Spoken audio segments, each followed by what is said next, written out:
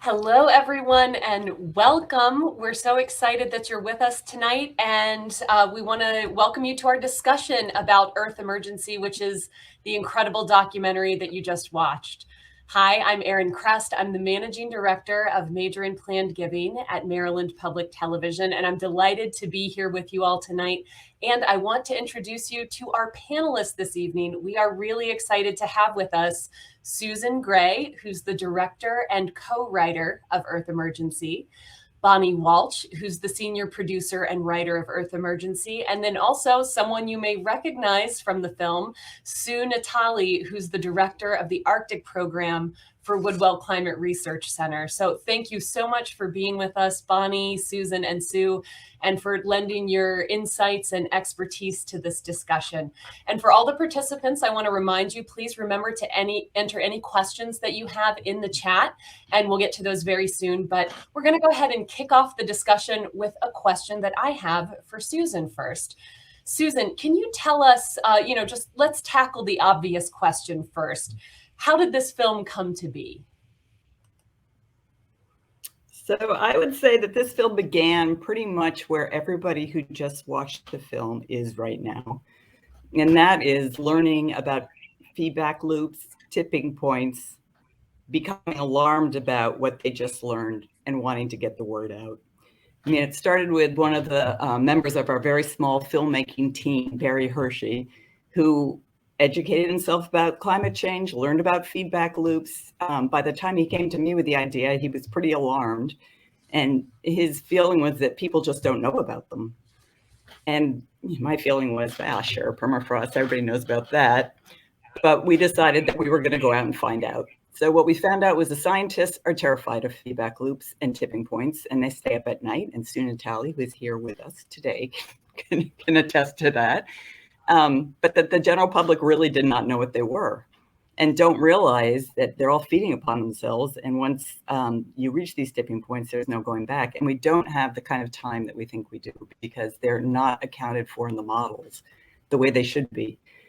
So from that, the idea was, how do we get out just a very simple idea? What is a feedback loop? And should you be alarmed about them?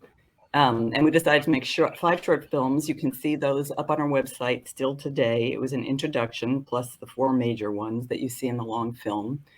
And you can see those on www.feedbackloopsclimate.com. And then Barry enlisted Richard Gere to do the narration for the film. And a lot of these projects, you just don't know if you're going to tap into a need for them and how far they're going to go. I mean, everybody's making climate change films. But so we just put out our films on the website and Richard narrated them. And at the same time, we found out that Greta Thunberg had gone to make her UN speech and was talking about irreversible chain reactions, tipping points, exactly what our films were about, and saying, educate yourself about them. Don't talk to me, talk to the scientists. And in the films, that's what we had done. We'd given the scientists voice. So from Richard coming on board, that led to the Dalai Lama coming on board. He just came out with a book on climate change that begins with a letter to Greta. And he told Barry went to him and said, would you be part of launching our films? He does this sort of Zoom kind of broadcast for monthly for his followers. And he said, well, if Greta will do it, I'll do it. So we went to Greta and Greta said she would do it. And the next thing we knew, the Dalai Lama and Greta were launching this thing on a platform with 1 million people on it. And we got our scientists on, we had clips from the film and realized that from the reaction we got, there's a huge need that people really don't know about it and need just basic science. It's not political, it's just basic science explaining how the Earth is warming itself now. So from that, we said, okay, well, people watch television globally. This is a message for the whole world. So we turned it into a 1-hour film and got an international distributor. And now it's going on PBS on prime time, which is pretty amazing for a science film that's not in a science strand. And it'll be on in most of the country on December 29th. Yeah, and we are so excited to be a part of that here at MPT, but that's a good point for everyone to remember. We have the ability to share with our family and friends who are far flung and might not be watching Maryland Public Television. You can make sure that they're tuning in on their local PBS stations on December 29th, and they can just check in to make sure, double check the times for their local PBS stations. But we're so excited for that. And, Bonnie, I want to just extend what Susan started to discuss there about feedback loops. Why is it so important to communicate about feedback loops in climate change right now? Yeah, well, as Susan said, a lot of people don't know about feedback loops. The scientists know, but many in the general public have not heard of them. And they've heard about global warming, but feedback loops are really important because they're amplifying the warming that's already happening. And so things are happening so much faster than they might otherwise because the warming is creating more warming, as everyone saw in the film. And so these aren't in a lot of the models, and it's making, it's going to make it very difficult to keep the climate from warming and getting to a tipping point. So it's a really crucial set of facts that everyone should understand. And then people who aren't sure about global warming or who think, might have erroneous information about it can understand that these are the mechanisms that are actually going on right now as we speak and happening more and more. Yeah, and that's one of the things that I loved is for someone who doesn't have a science brain like me, I felt that I could understand, and the animations that that the film had helped me really visualize what was happening in different parts of the world in different ways, all in their own feedback loops. And so it was exciting. I think you succeeded in that. I got it. So I hope that a lot of other people did too. But now let's go to someone with a science brain who we saw in the film. Sue, could you talk to us a little bit about permafrost, what it is, why it's important, and how can we prevent or slow what's currently happening? Sure. So permafrost is frozen ground. It's ground that doesn't thaw out in the summertime. So those watching locally are probably, are not on permafrost, but in northern regions and mountain regions, their ground is frozen all the time, and that solid ground provides support and infrastructure for houses and roads and for people who live on permafrost. And so it's really important for the people who live in the Arctic. But it's also really important for everyone globally because it contains a lot of carbon, and the carbon that's been stored in the permafrost and Arctic permafrost is just the remains of ancient plants and animals that are partially decomposed, and it turns into a very organic, rich type of soil. And once it thaws, that carbon can then be broken down by microbes released into the atmosphere as greenhouse gases, carbon dioxide and methane. And that's really important because that's a source of carbon that's essentially like a fossil fuel. It hasn't been part of our active carbon cycling of the earth for many thousands of years.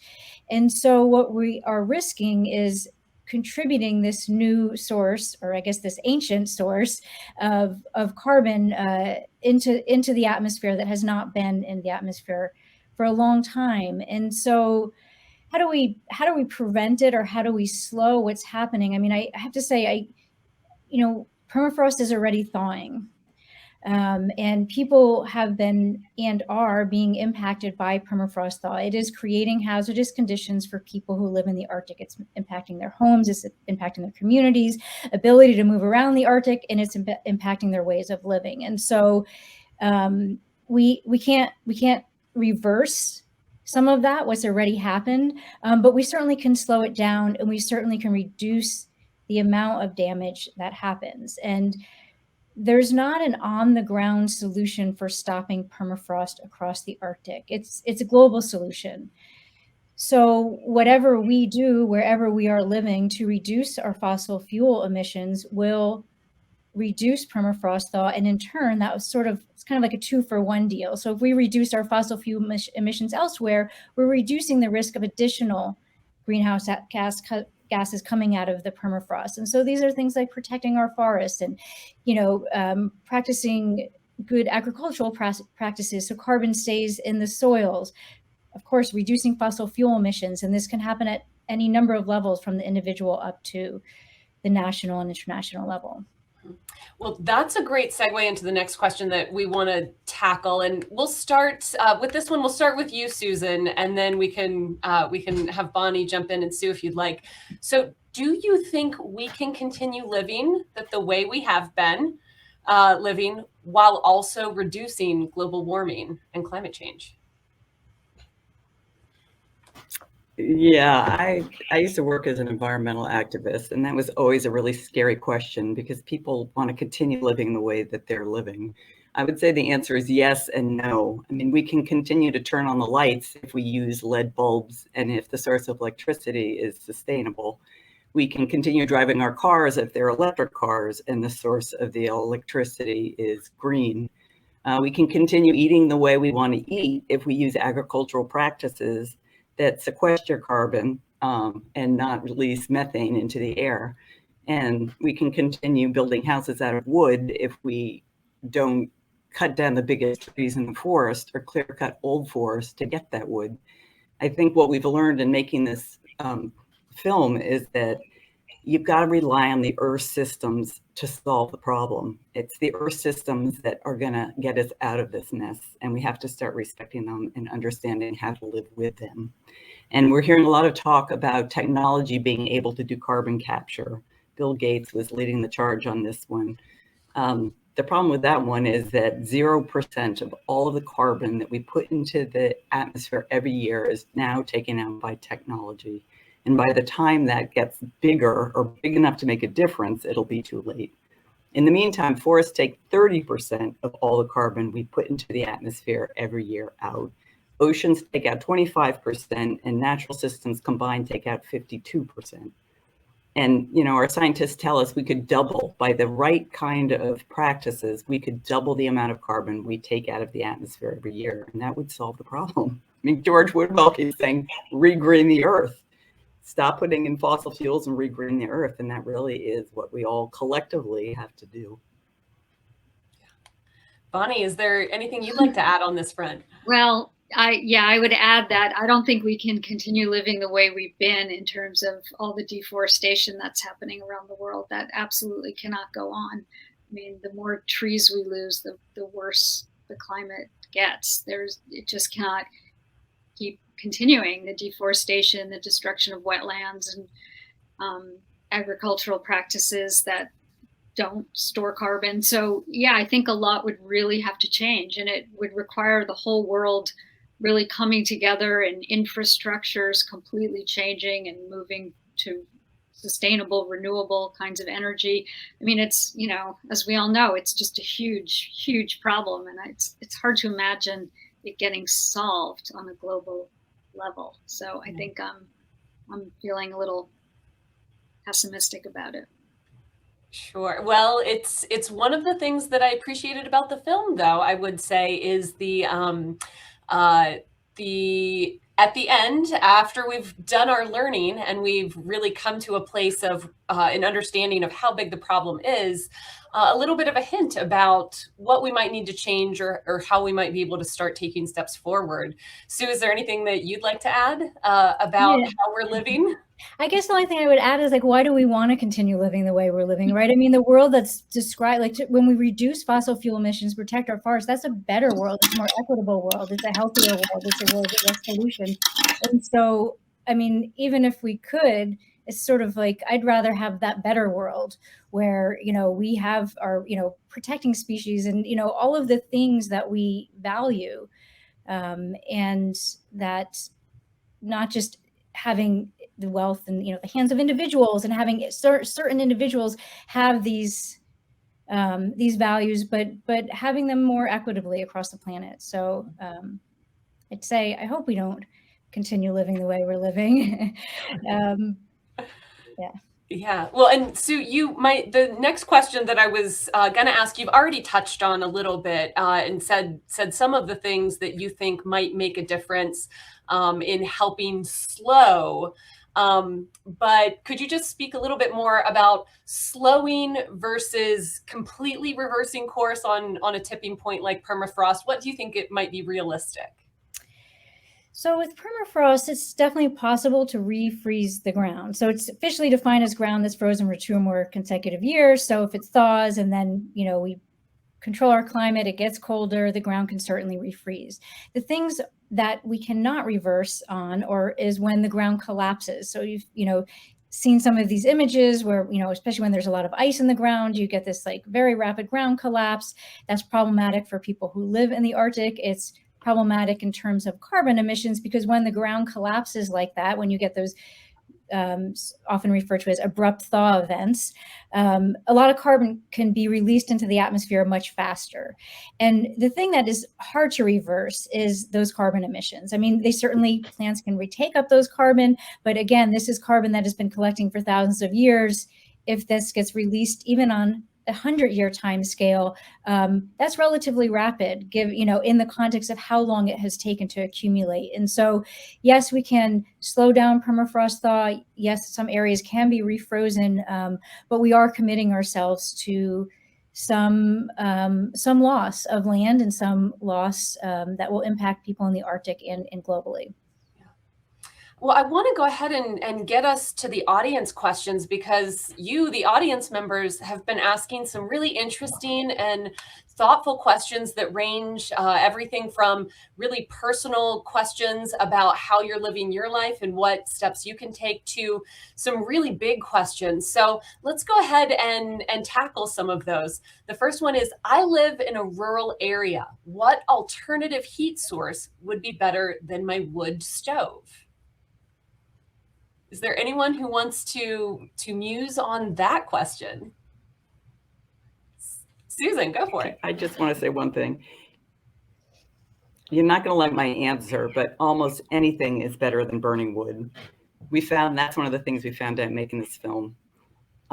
Coal is even more efficient than burning wood. When you burn wood, you're putting out tiny little fine particles into the atmosphere. You're releasing carbon, but you're cutting down the trees that are taking the carbon out.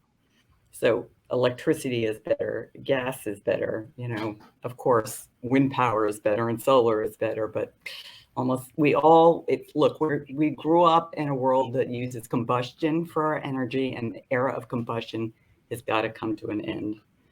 And wood, unfortunately, is at the top of the list. Yeah, and depending on where you live, a solar with a heat pump is a great option for heating homes. I mean, heat pumps have a challenge in very, very cold environments, but they can do a pretty good job for many of us. And you're familiar with very, very cold environments, if anybody is, Sue. So we appreciate that. Let's go to another one. Although electric cars are more beneficial, how do I know the electrical production in my area is from a clean source? This is, I think, on the minds of lots of people who want to do the right thing, but aren't quite sure how it all works. Bonnie, I see you nodding. Would you like to chime in? Yeah, well, unfortunately, I'm not really an expert in this area. I know that a lot of cities and towns, can tell you where they get their energy from. A lot of, like, we have solar panels on our house and we sell some of it back to the grid so that other people in the area can use the electricity that we're not using. So as I said, I'm not an expert in this, but I think it just depends on how the electricity is set up in your area. Sue, do you know more about this? Yeah, I mean, it definitely, it's not a federal process. It's very local. So where I am, we can opt in to getting all of our grid electricity from solar panels or from renewable sources. So that's one of the options. I really would like to see companies and jurisdictions switching to an opt-out. So like by default, you're using clean energy, and then you have to actually take the step to opt out, because right now you have to take the action to opt in by us. But I would say contact your electric company and ask them and see if there is an opt-in option. And then yes, you can also get solar panels on your house if that's possible for you. Great point. So are there publications or programs that give possible alternative behavioral changes which are better for the earth? What are some resources that we might be able to direct people to? Well, we know that there's a great website called drawdown.org, which is based on the Drawdown book by is it Peter Hawken, I believe is the author. And the website has all kinds of ideas on what you can do as an individual on the personal level, what governments can do. It has the whole range of behavior, and they actually calculate how much carbon emissions are saved if you do certain things. Like, one of the biggest thing is educating women around the world and giving women reproductive rights, and that's like one of the biggest things globally that can be done. So it's all kinds of levels, from the personal level up to huge policy initiatives. So that's one resource I know about. Yeah, they actually did. They did a countdown of 100 from the best things, most effective things in their analysis to the least effective. I think the first was getting rid of refrigerants. When you throw away your refrigerator, how it's disposed of and whether it leaks. All the chemicals in the back are horrendous for the environment, trapping heat. So good disposal of the refrigerator was number one. Interesting. Yeah. Some of these things we wouldn't think about. Go ahead, Sue. And I agree, that's a great resource. And I guess I would also encourage people to pick up the phone and contact their representative and find out what their representative proposes and what their representative is supporting, because their individual actions are very important, but at the same time, we need to do this, step this up, and our country needs to step this up, and our representatives need to step this up. And so I think it's really important to have that conversation and expect that accountability. Excellent point. All right. Oh, this is a big question on a lot of people's minds. As we learned about methane in the film, how much does methane from cows add to the problem? This is a big question. Does anybody know the percentages? It's huge. It's way bigger than you can imagine, but I don't know the percentage off the top of my head. Yeah, agriculture is releasing a lot of heat trapping gases. And the only reason we don't talk about it in the film is because it isn't actually a feedback loop, but it is a huge problem. And that's an interesting distinction to make, I think. There are some challenges that contribute to climate change and global warming, but not all of them are feedback loops. And so it sounds like by focusing on feedback loops that can have a really negative effect if they're allowed to continue spinning, those might have some of the most impactful changes if we can slow or stop them. But it doesn't mean these other things aren't an issue as well. All right. How are dangerous gases measured and discovered in different sources, such as permafrost? This sounds like a good question for Sue. It's challenging, I will say. So yeah, there's a number of ways you could do this. So like in the permafrost itself, what you really see is just frozen ground, like frozen soil. And so one thing you do is go and collect it and then measure how much carbon is in there. And you can take it into a lab and you can say, okay, if this warms, how much gas would come out? And so you can do an experiment in the lab, and you would use different measurement tools for measuring, like greenhouse gas analyzers that can detect carbon dioxide and methane. You could measure nitrous oxide. You can also do these measurements in the field. You can put a chamber over the ground and measure if it's short ground, if it's tundra, measure the gases that are coming up and down. There's instrumentation called eddy covariance technology that measures over a much larger area, that will measure over a forest, say, the gases that are both being taken up because plants take up carbon dioxide and that are being released. And then there are also satellites that can detect greenhouse gases. In the case of, say, methane, it is really detecting like higher concentrations of it. So these are more doing a better job of like point sources. It's a little bit trickier in the Arctic to be using remote sensing and satellite data, but it is a challenge because it's hard on the ground because it's dark and it's cold and instrumentation doesn't, like to work in these very cold temperatures. And then it's also challenging with satellites because it's very far north and it's dark and it's cold, and the darkness makes it a challenge. So there's a lot of scientists that are out there that are doing this, and we're working very hard to coordinate our measurements and to, Arctic is a big place, right? And so you can only be so many places of the Arctic. So how do we do this in a way that's representative to get a number? And it's pretty strong permafrost carbon scientific community, I will say, that has this as a really main primary objective. That's really neat. You know, I mean, for such a challenging environment and such an important issue, it's nice to know that the community of scientists is really working so hard together to advance the research here. All right, how can we get climate leaders to encourage more people to take actions to help slow the climate disaster? And I guess this can mean take actions like being more involved with their representatives on the large scale and taking the smaller actions with their own daily lives. How can we get climate leaders to encourage more people to do these things? Well, I would say if the I climate would say leaders, the first. Go ahead, Sue.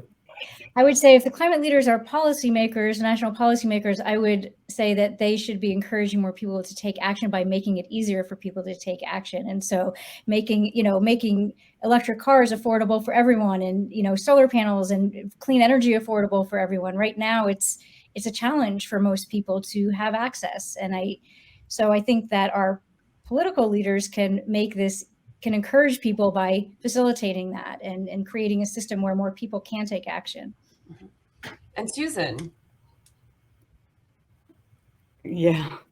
Well, I would say it starts with us, with everybody educating themselves and paying attention. I mean, you tend to vote for the person you think is good on the environment, and then you don't follow what they're voting on, and you don't pay attention. And we live in democracies. We should be able to write letters and hold our elected officials accountable, go door to door at election time. But if you don't know what the issues are and what they should be doing, wood pellets, for example, they've said wood pellets are carbon neutral. It's really good. We're all doing the green thing by burning wood pellets. And it's not true. It's the opposite. It's the worst thing that you can do. They're clear cutting forests, taking down trees that are pulling carbon out of the air and putting more carbon into the air through these wood pellets. But they fit into coal stoves easily. And so the politicians have sort of played with the numbers and made it look like it's green energy. And if you don't keep on top of them and know what the truth is, you don't know who you're voting for, what you should be voting for. And the organizations that pay attention to it for you, and you can become members and keep up with it. But I would say don't count entirely on your government officials. I'm losing more and more faith in them, quite frankly. And there's a lot of power in economics, and there's a lot of power in where you put your money and where you buy things. And the private sector is realizing that they're really in trouble if this keeps up. Their investments are all going downhill. They're all going to tank. They're paying more attention than the government officials are and taking it seriously. So I think keeping your eye on what the private sector is doing is Go ahead, Bonnie. helpful too. I also just want to flip it, because there's this, I think, a rather insidious campaign that was started by, I believe it was BP Oil, to talk about your carbon footprint, as if, putting the responsibility on us as individuals, like, oh, if we could only reduce our carbon footprint, the world will be okay. And it's really insidious, because it's the corporations that are doing it. And so it really shouldn't be, we as individuals, it shouldn't be on our shoulders. It should be on the shoulders of the policymakers and the corporations. And this idea that it's up to us to reduce our carbon footprint, well, that's all well and good, but we as individuals are not going to solve the problem. It's got to be bigger than us. We have to hold others accountable who are in a position to solve the problem in lots of ways, it sounds. Okay, we have a couple more questions. Are there any trees or other plants which will grow in the thawed organic matter to recapture the carbon that has been released? Interesting question. There are. So there are lots of, in the tundra, there's lots of shorter vegetation, so small shrubs and graminoids, grasses and sedges, and there's also trees. So in North America, there's spruce trees. In Siberia, there's large forests that grow on permafrost. It's pretty amazing. Some of them grow on very shallow permafrost. And one of the things that's actually happening in the Arctic is this, greening of the Arctic in some areas. So some areas, vegetation and trees are growing more. And so that's actually a negative feedback. They're taking up more of that carbon, and they're growing more because it's warmer, or they're maybe getting some nutrients from the permafrost. So there's a number of reasons why. And so there is some of that carbon that is being offset by increased vegetation growth. On the other hand, there are other areas of the Arctic that are getting browner, and those are also linked to climate change because of insect outbreaks. You've probably heard about these massive fires that happened in Siberia and, you know, in other years in Alaska and in the Northwest Territories of Canada. And so the final thing I want to say is there's so much carbon in permafrost that, you know, what we expect to see is that some offset by vegetation, but at some point, if we keep thawing it and we thaw enough, the vegetation can't offset it. Like there's just so much more below ground than the vegetation is capable of. And so while we may see this offsetting for a number of years and maybe it's decades, what we've seen in certain locations is that can flip. It's like the breakdown of organic matter, the microbes can then eventually like overtop what the vegetation is capable of doing. Interesting. So possible, but not a solution. Yeah. Yes. But that said, I mean, there are also trees in the tropical forests are really important for taking up carbon that may come out from the Arctic. Like carbon dioxide is globally mixed. And so it's not just the trees in the Arctic that's important, but the trees in temperate forests and tropical forests that are really important. Right. Well, this is an interesting question on the individual side. Does composting help like recycling does? I wonder if this goes back to the question of, I think about landfills and methane and that kind of situation. Does anyone have thoughts on this? I could have thoughts, but I am not an expert, so I'm just going to be talking. But I would say, I'm not an expert either. It does reduce what's going into the landfill. And if you think about it, like compost, yes, the material is breaking down, and when it breaks down and turns into soil, it is reducing some greenhouse gases. But if you imagine if that same material is in a landfill, and that landfill has no oxygen, so it's an anoxic condition, that's when methane gets produced. And so if you're composting and you're, keeping, being a good composter, which I tend not to be, I let it sit there. But if you're composting and it's actively decomposing, it's probably being released as carbon dioxide, which 1 for 1 is much less potent of a greenhouse gas than methane. So I would say yes, it does. And it's good for the soil. But it also gets into living in harmony with the planet, right? Making soil out of it, not making landfill and garbage and putting it back onto plants that then grow. I mean, it's part of the cycle of nature. So from that perspective, it's definitely a good thing. All right, we're going to have 2 more questions here. Where do we look for accurate information on how each elected official is voting on environmental issues? Going back to some of the suggestions we were giving folks for being engaged, how can we find out how they're voting on environmental issues? That's a great question. Well, there's an organization called the League of Conservation Voters. Look them up. They keep voting records on everybody, and they give them a score, how they are overall, and they break down on each of the votes how they voted. So it's an easy cheat sheet. I would start there. Excellent resource, excellent advice. And let's do one last question here. How can we encourage, having Greta in the film was just incredible. And that really, I think, got a lot of us thinking, how can we encourage youth to get involved in making positive change? What can our children do? Well, I think the Friday strikes are a great thing that's happening. That's really getting people's attention. Talk a little bit more about them for folks who may not be aware. Oh, well, I don't know if I believe Greta started them. Is that right, Susan? Greta started the Fridays for Future marches, and then there are other Greta type youth activists all over the world. She's not the only one, of course. And a lot are in the Sunrise Movement, so I think the louder they speak, the more chance people are going to hear. I think it's so important to demonstrate and raise their voices and make themselves heard. I think that's a huge thing. Yeah, and I would just say, I think for youth and I've got that lag too. Sorry. For youth and adults, I think getting involved is partly like entering into the climate space from your place, right? So what is it that you connect with? If you are living in a coastal area, I think it's really important to be connecting with the earth as not as an abstract idea, but as something that's like we are all dependent on, and we are living in the midst of. And so that may be easier for some places and for some people, but I think connecting to what's important to you and what you value, and coming to it from that perspective, I think is a personal place. I think gets people more motivated to be involved. Yeah, and I was going to say, just instilling in them a reverence for nature. Have them plant a tree, see how plants grow, go out and identify the plants that are out there in their backyard, and start appreciating this natural world that we're so detached from, and understanding how it works. And get them when they're young and they're still have a sense of wonder. I love that idea of being able to take really simple steps that can have an impact on a kid's life and then set them on a path for appreciation that will then lead to protection, maybe, and a desire to be part of the solution.